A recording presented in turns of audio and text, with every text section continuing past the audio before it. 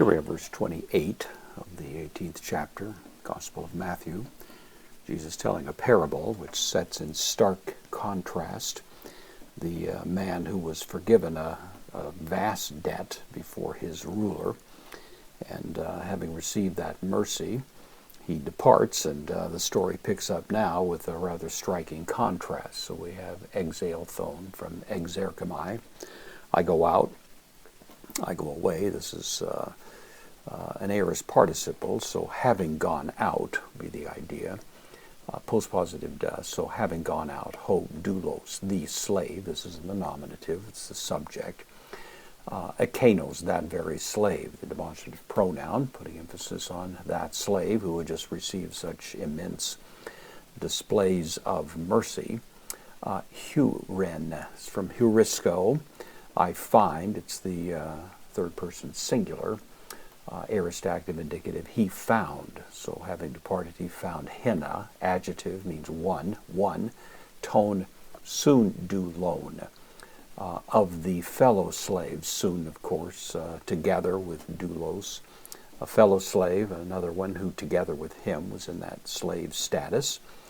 And we don't know what the rank was. I assume the sense of the parable is that the man who had been forgiven may have had a higher rank than the one that he now encounters, but one way or another he found one of his fellow slaves, autu, of him, hos, relative pronoun who, ophelin, from ophuleo, io would be this is the third person singular, imperfect active indicative, so it was owing him, so he found one of his fellow slaves who was owing him, was in the state of owing, takes the dative, auto, owing him.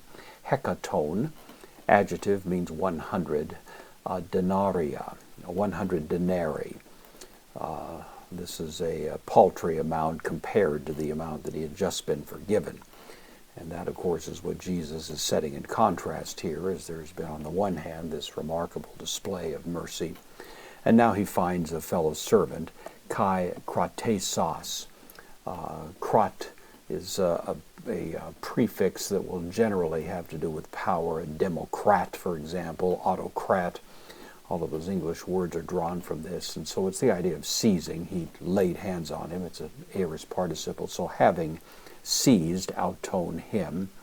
Epnegen, this is from penego. It means to throttle or to choke. He put his hands on him and was strangling him, is the idea. Legon, saying in the process. Apodos, from apodidomi, means to pay back. So it's a command. It's the aorist imperative here. Pay back.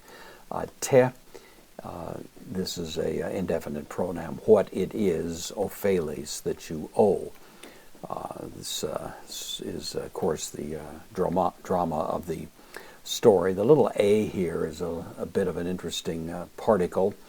It's sometimes called a coordinating injunction, a conjunction. It could be some form of if, pay, if you owe. It almost adds a little bit of conditionality to it, which causes the entire scene to be somewhat more preposterous. If you owe me this, is the idea. Then he throttles him and threatens to strangle him to demand it. There's a bit of a variant in the manuscripts, and so it's not altogether certain, but that may be one sense of it. One way or another, it's certainly the case that he's demanding payment of whatever is owed at this point, and that, of course, is the heart of the matter. This is, of course, dramatizing the remarkable sense in which people can be quite petty in their dealings with one another, even in light of, or in the shadow of the fact that they have been forgiven such immense indebtedness before God.